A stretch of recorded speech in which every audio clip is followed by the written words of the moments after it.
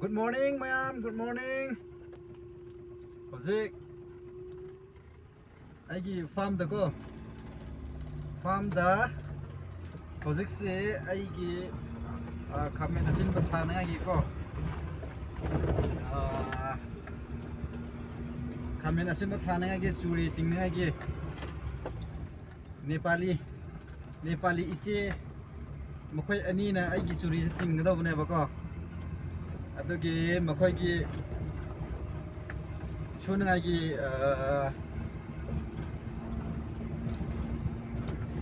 khanghan nangai ko lae ba hojik ado ma'am ngasi gi aina suri singhan gado ba formula se ai moi de ta ke na la pane ba ko adana makhoi se hogalam kirodra hogalam kadra khangre ba ko adana hojik si pungsi khraddi thenge ngasi gi de ko pungsi khraddi theng gre ba aina hogot ko pung manga ga minute 45 oi gre ba ko aduna ine toilet chang ba ga kri to ba ga brush to ba ga sikok ko to ba ga khraddi thenge ba aduna ai si ngasi ngarang han April Fool oi gre ko April Fool da ai si ina nu pa bonem se mangon da phone to ge na khan mane ba ado ai gi phone to go ba phone sin na phone ani sudra bani na ko yadre adu bu mangon da call prank oi na to budi no ai roi adana ai ma ga wari ai sa ge na ba ma gi number se ai gi coin sam dara Peter dara ma bani da ai number se lo tare no made ai bonem ko phone da wari sanrani hojik se ai ji thabak chin bani na ko thabak se chin bani na salaga unaga tab su nangdra ba ai si farm su sen na bani na to ai gi thabak su bani na ado yadre aduga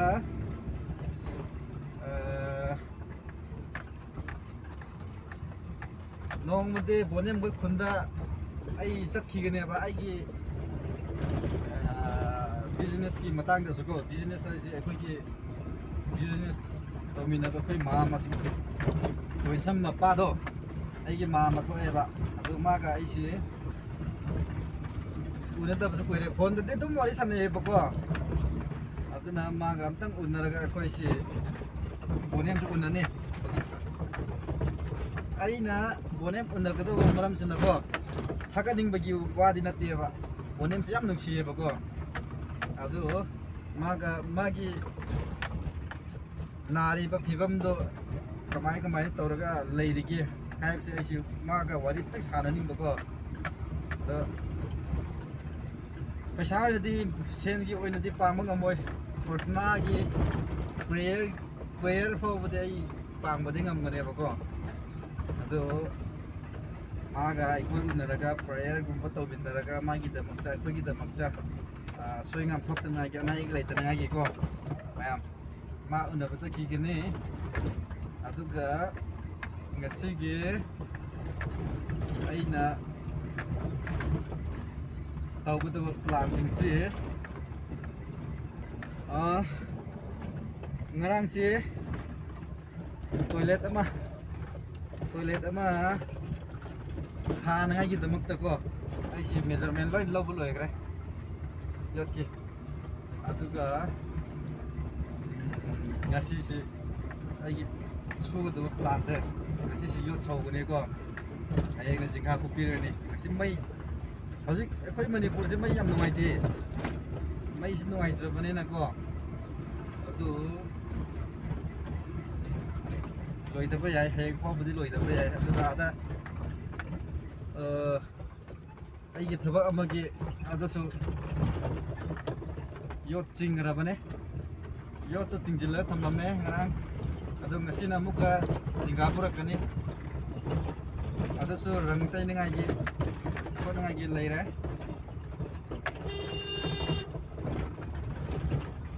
ꯃꯌꯥꯝ ꯑꯩꯒꯤ ꯂꯧꯐꯝ ꯌꯧꯔꯛꯈ꯭ꯔꯦ ꯑꯅꯧꯕ ꯃꯐꯝꯁꯤ ꯌꯧꯔꯛꯈ꯭ꯔꯦ ꯑꯩꯈꯣꯏꯒꯤ ꯅꯦꯄꯥꯂꯤꯁꯤ ꯑꯅꯤꯗꯣ ꯑꯩ ꯍꯧꯗꯣꯛꯑꯅꯦꯕꯀꯣ ꯍꯧꯗꯣꯛꯑꯒ ꯃꯕꯥꯅꯤꯁꯤꯗ ꯑꯩ wari sarni ada wari saraga kusuman pesasu ai ngasi pithone bako ai camera se yadre sengdre adu ngasi di mobile ama leba yabagi condition leibane bako gari su mot pada loire gari su amot le aduna sam ko dona ai si mobile sing ase in love do si mobile si ko installment da ko ai de paisa da plug phangdra na installment da ai ngangna ne ba youtube ki camera video namna gi damak ta ko yarakera yaro idr di khangdre ko adu maman do kra ya mani na 80000 maman do 80000 lai bane na yarakera yaro idr khangdre aduna isor khrum batare yaraknabagi damak ta ko hojik se ai se aina sugadaba thabak se yam leire aduna installment da ithinanga gi tawge bako installment natradi phone lei basi khra tappane ba hadi maman du yambani na ko installment da I lorani 80000 to nganarani 80000 se 80000 se ngangnaraga 80000 do ngangnaraga yarde do lorani yadrade aigi phone anauba aigi nipi na paiba do adudagi khra amuka sinnani ai si camera se yadre magi mamai se momjil le bako adu aigi che khoi gi suga do se ai hairama ga sakhi bu su yai bako ngasi diko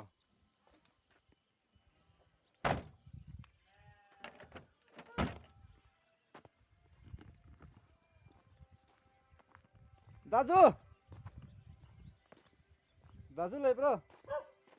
Dazu lai bro ha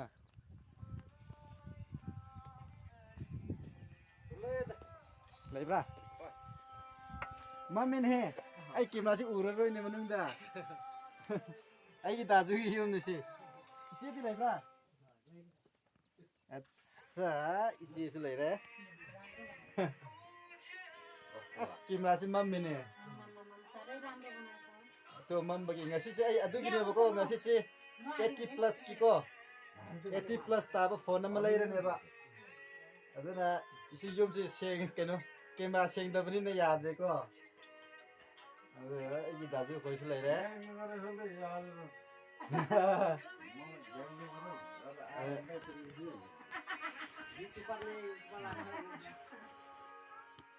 ai camera se ngasi de ko dazu phone nama lai gi ne ba phone se aina isi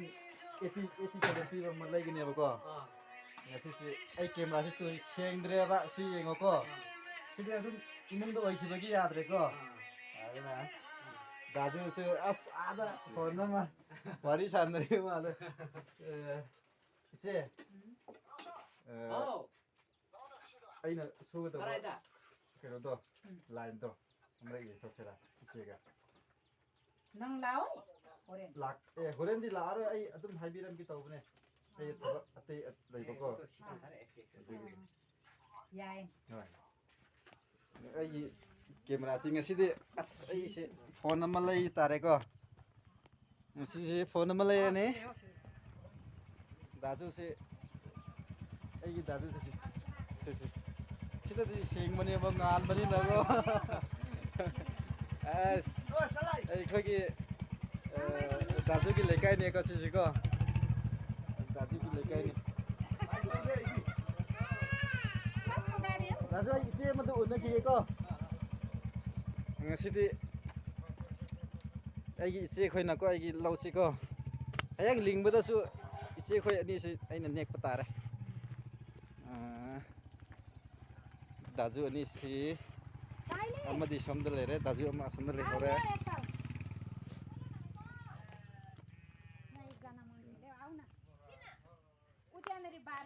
lỡ yo pak iche yo pak to ai gi ama piram gira lay bra yo pak Lay lay ye khar nungai tradi no Haja ngasi de ai su wakhan je khar nau thoe ngarang to ko ai si phone ama lay ge han thokpane bazar da ko adu mi do leiram draba ngarang doi bazar so e aduga mi do leiram dre ngarang do wakhan nungai tana hale adu ngasi di khar ngana lau de gi satlaga ko si khoi si tak lamaga ai si satlani sala ichi khoi gi su gi su ngasi pi tho mane ba ko Kadai phô ya si gi kenu do khra kitang ngam do adu phau bane somdagi di khangre ko che aduga somdagi oi gi ngasi di phone ama lai rade ai si mi ga wari sana do si myam da yeba ko adu mi na ai ngonda as kanano haina khangda basu yara mani ngasi di number di mukhoi da yaw da basu yaw re ko ai ngonda yaw da basu yaw re 지신이 시가 시 파우분이 보기 지고 아시득이고 시디시 파우보고 Sumaina ko 호이 Lai pak do sma apraka khara maca 호이 시디 호이 아두 이제 거기는 라인도 할때 징더고 좀 야가니 Ya Sum makada di kadi thar 마카기시 아스 강디니 이싱 짜락kadra 아이나 이시 tarmane heng mapung pharam dai da amuka heklam dai da ko isin charaga loi thumjin khradi nungai traba sigisi Sida di kadi bran sidisu ko haren adagi lobul loraga ko sidigi matek fit ahum da ko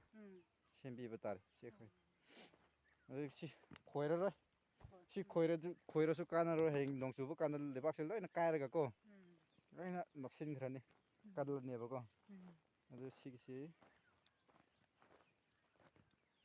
si phauba adu phau hey si phauba se gi chara si konagira Packet kaya gumba bran packet ama khatane packet ama do thare adu phaubu ko kitang lan khre adu Kamendi kungna basu yaini ko kungna thabsi adu kungnadi tharadi ko hayeng hekpa kanda bira kai khar lan mafam sem la ko doina tharage aina ai YouTube channel da aina hangba myam yawbane ba adu comment tawbirakte ba ko comment tawbiraktrabnina aina khangba tawrage ba ko adu YouTube si anawbasu oiribani ko mina su kya khangnadraba si kare sira mafam du chauna sem gira si phau ma si ko sigi jaga sidagi si phaubu ko semgi leba khra somdagi khra tawga sigi jaga sigi khagda ko sembi haibni aduga ngasai asigi level phaubu ko adum ko thokro yar asmai sangna ko hoi sangna adu nong churadi yai ne dum thaba ko hoi khara pak du sem sara ga lai radi aina tawbu aina khaibda sisine ko sisi adum ugani da sidagi smaina straight ada straight ko adum aduga aina horen noina kothokpu loire haiba kanda ko apsa amuka kakpadawbane ba apsa do mathakte kapaga amuka lebak si khara thugairaga ko thamlamgadawbane ba kanangai ko lehau lengai gi ko sidagi loire ai yawdarsu yagri da nisu dum khangida okay ꯍꯣꯏ ꯏꯅꯥꯎꯅꯨꯄꯤꯒ ꯏꯕꯥꯅꯤꯅ ꯑꯗꯨꯝ ꯍꯣꯏ ꯁꯤꯗꯒꯤ ꯍꯧꯕꯅꯦꯕꯀꯣ ꯑꯁꯤꯗꯒꯤ ꯁꯤꯗꯒꯤ ꯍꯧꯕꯅꯤ ꯑꯗꯨ ꯗꯥꯛꯇ ꯑꯗꯨꯝ ꯎꯕꯅꯦꯕ ꯑꯗꯨꯝ ꯎꯝ ꯑꯩꯈꯣꯏ ꯍꯣꯔꯦꯟ ꯆꯥꯛ ꯆꯥꯕ ꯂꯣꯏꯕꯗꯀꯣ ꯎꯝ ꯅꯣꯡꯗꯤ ꯃꯝꯃꯦꯅꯦ ꯅꯣꯡ ꯍꯣꯏ ꯆꯨꯒꯦꯗꯧꯕ ꯃꯥꯜꯂꯦ ꯑꯗꯨ ꯏꯆꯦ ꯈꯣꯏꯅꯀꯣ ꯈꯔ ꯊꯨꯅ ꯁꯨꯔꯒꯅ ꯂꯣꯏꯔꯒꯅ ꯑꯗꯨꯝ ꯐꯔꯦ ꯑꯗꯨ ꯑꯩ ꯋꯥꯈꯜꯗꯗꯤ ꯊꯨꯅ ꯂꯣꯏꯒꯗꯧꯕꯗꯤ ꯃꯥꯜꯂꯦ ꯃꯤ ꯑꯅꯤꯅ ꯑꯗꯨꯝ ꯈꯔ ꯁꯨꯝ ꯊꯥꯡꯒꯠꯂꯒꯀꯣ ꯑꯗꯨꯝ ꯌꯥꯔꯅꯦꯕꯀꯣ ꯁꯤꯒꯤꯁꯤꯅ ꯁꯣꯝ ꯊꯥꯡꯒꯠꯂꯅꯤ ꯁꯣꯝꯒꯤꯁꯤꯅ ꯁꯣꯝ ꯑꯗꯨꯝ ꯆꯠꯈ꯭ꯔꯅꯦꯕꯀꯣ ꯁꯨꯃꯥꯏꯅ ꯑꯗꯨꯝ ꯊꯥꯡꯒꯠꯂꯅꯦꯕ ꯁꯣꯝꯒꯤꯁꯤꯅ ꯁꯣꯝ ꯑꯗꯨꯝ ꯂꯩꯕꯥꯛꯇꯣ ꯃꯤ ꯑꯅꯤꯅ ꯑꯣꯏꯔꯗꯤ ꯑꯃꯂꯣꯝꯗ ꯑꯃꯅ ꯇꯧꯕ ꯑꯃꯔꯣꯝꯗ ꯅꯠꯇ꯭ꯔꯦ ꯏꯆꯦ ꯁꯤꯒꯤꯁꯤꯅꯀꯣ ꯁꯤꯒꯤꯁꯤꯅ ꯁꯣꯝ ꯊꯥꯡꯒꯠꯈ꯭ꯔꯣꯀꯣ ꯁꯤ ꯐꯥꯎꯕꯀꯣ ꯁꯤꯒꯤꯁꯤꯅ ꯁꯣꯝ ꯊꯥꯡꯒꯠꯈ꯭ꯔꯣꯕ ꯀꯣ ꯑꯗꯩ ꯃꯊꯪ ꯁ꯭ꯇꯦꯞ ꯕꯥꯏ ꯁ꯭ꯇꯦꯞ ꯇꯧꯔꯒ ꯑꯗꯨꯝ ꯀꯨꯝꯈ꯭ꯔꯣꯕꯀꯣ ꯑꯗꯨ ꯁꯤꯗꯤ ꯅꯨꯃꯤꯠ ꯑꯃ ꯆꯪꯍꯜꯂꯣꯏꯒꯦ ꯅꯣꯏ ꯈꯨꯁꯤ ꯇꯥꯔꯦꯀꯣ ꯑꯗꯨ ꯄꯩꯁꯥꯗꯤ ꯑꯩ ꯈꯨꯠꯁꯨꯃꯟꯗꯤ ꯉꯁꯤ ꯄꯨꯂꯞ ꯑꯩ ꯉꯁꯤꯒꯤꯗꯤ ꯄꯨꯂꯞ ꯑꯗꯨꯝ ꯄꯤꯊꯣꯛꯑꯒꯦꯕꯀꯣ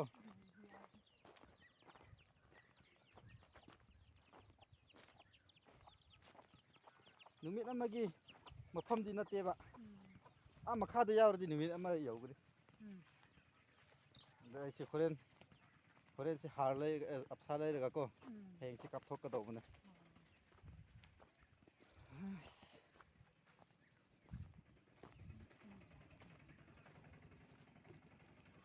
ꯃꯌꯥꯝꯁꯦ ꯑꯁ ꯂꯝꯗꯤ ꯌꯥꯝ ꯅꯨꯡꯁꯤꯕꯅꯦꯀꯣ ꯑꯦꯁ ꯅꯨꯡꯁꯤꯔꯦ ꯑꯩꯒꯤ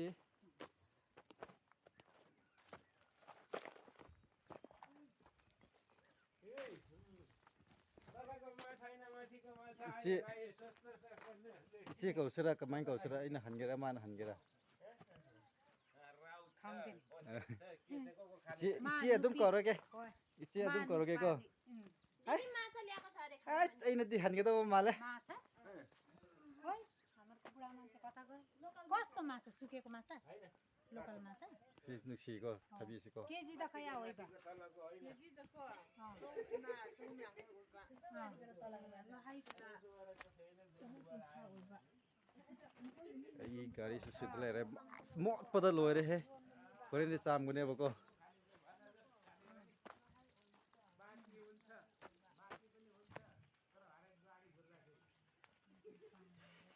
ꯒꯥꯔꯤꯗꯤ ꯄꯨꯔꯛꯇ꯭ꯔꯦ ꯀꯔꯤꯒꯤ ꯄꯨꯔꯛꯇ꯭ꯔꯕ꯭ꯔꯣ ꯌꯥꯔꯦ ꯄꯨꯔꯛꯇ꯭ꯔꯗꯤ ꯑꯩꯒꯤ ꯈꯨꯠꯅ ꯑꯗꯨꯝ ꯇꯧꯔꯒꯦ ꯊꯥ ꯑꯅꯤ ꯑꯍꯨꯝ ꯕꯥꯀꯤ ꯇꯧꯕ ꯌꯥꯕ꯭ꯔꯥ ꯌꯥꯏ ꯕꯥꯀꯤ ꯇꯧꯕ ꯌꯥꯏꯀꯣ ꯑꯗꯨ ꯐꯥꯏꯅꯝ ꯌꯥꯔꯦꯒ ꯑꯃꯨꯛ ꯄꯤꯕ ꯌꯥꯏꯕ ꯑꯁ ꯗꯥꯖꯨ ꯈꯣꯏꯒꯤ ꯂꯩꯐꯝꯅꯦ ꯑꯩꯒꯤ ꯏꯆꯦ ꯅꯦꯄꯥꯂꯤ ꯈꯣꯏꯒꯤꯀꯣ ꯂꯝꯁꯦ ꯑꯩꯒꯤ ꯏꯪꯈꯣꯜꯒꯤ ꯆꯨꯔꯤ ꯆꯤꯡꯕꯗꯀꯣ ꯃꯈꯣꯏꯅ ꯆꯤꯡꯕꯤꯔꯝꯃꯅꯤ ꯑꯗꯨꯒ ꯃꯌꯥꯝ ꯉꯁꯤꯗꯤ ꯑꯩ ꯐꯣꯟ ꯑꯃꯗꯤ ꯑꯩ ꯂꯧꯗꯕ ꯌꯥꯗ꯭ꯔꯦꯕꯀꯣ ꯑꯩꯒꯤ ꯐꯣꯟꯁꯦ ꯀꯦꯃꯦꯔꯥꯁꯦ ꯁꯦꯡꯗꯕꯒꯤ ꯌꯥꯗ꯭ꯔꯦ ꯑꯗꯨꯒ ꯃꯤꯒꯤ ꯀꯣꯜ ꯄ꯭ꯔꯦꯡ ꯇꯧꯅꯉꯥꯏꯁꯨ ꯀꯣ ꯂꯩꯇ꯭ꯔꯦꯕ ꯑꯗꯣ ꯑꯩꯒꯤ ꯅꯨꯄꯤꯒꯤ ꯐꯣꯟꯗꯣ ꯑꯩꯒꯤꯗꯃꯛꯇ ꯂꯩꯕꯅꯦꯕꯀꯣ ꯑꯗꯨꯕꯨ ꯑꯩꯒꯤ ꯅꯨꯄꯤꯅ ꯄꯥꯏꯔꯕꯅꯤꯅ ꯃꯨꯜꯂꯕꯅꯤ ꯎꯄꯥꯏ ꯂꯩꯇꯦ ꯑꯗꯣ ꯍꯧꯖꯤꯛꯀꯤ ꯌꯨꯇꯨꯞ ꯆꯦꯅꯦꯜꯒꯤꯗꯃꯛꯇꯗꯤ 80,000 ꯀꯣ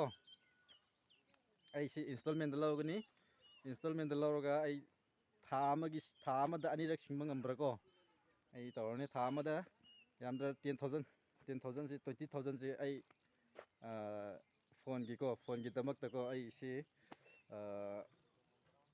ꯁꯤꯡꯅꯉꯥꯏꯒꯤꯗꯃꯛꯇꯀꯣ ꯑꯩ ꯈꯣꯠꯂꯅꯤ ꯍꯧꯖꯤꯛꯁꯤ ꯅꯨꯡꯁꯤꯔꯦ ꯃꯌꯥꯝ ꯑꯗꯨ ꯑꯩꯒꯤ ꯏꯆꯦꯈꯣꯏꯒꯤ ꯄꯩꯁꯥ ꯄꯤꯊꯣꯛꯂꯝꯃꯒꯦ ꯉꯁꯤꯗꯤ 19 ꯃꯤꯅꯠꯁ ꯑꯣꯏꯔꯦ ꯏꯆꯦꯈꯣꯏꯒꯤ ꯁꯤ ꯁꯟꯁꯨ ꯃꯌꯥꯝ ꯂꯣꯏꯕꯅꯤꯅꯦ ꯅꯣꯏꯁꯦ ꯁꯟꯁꯤ ꯂꯣꯏꯕꯀꯣ ꯁꯟꯁꯨ ꯂꯣꯏꯔꯦ ꯍꯥꯃꯦꯡꯁꯨ ꯂꯣꯏꯔꯦ ꯌꯥꯎꯁꯨ ꯂꯩꯔꯦ ꯌꯥꯎ ꯈꯪꯗꯕ ꯃꯤꯁꯨ ꯂꯩꯔꯝꯈꯤꯅꯤ ꯑꯩꯈꯣꯏ ꯄꯤꯛꯂꯤꯉꯩꯗꯒꯤꯀꯣ ꯌꯥꯎꯁꯤꯀꯣ ꯀꯌꯥ ꯈꯪꯗꯕꯅꯦꯕꯀꯣ ꯑꯗꯣ ꯌꯥꯎꯁꯤ ꯁꯤꯗ ꯂꯩꯔꯦ ꯁꯤꯗꯀꯣ ꯁꯤꯗ ꯂꯩꯔꯦ ꯑꯩꯒꯤ ꯐꯣꯟꯁꯦ ꯀꯦꯃꯦꯔꯥꯁꯦ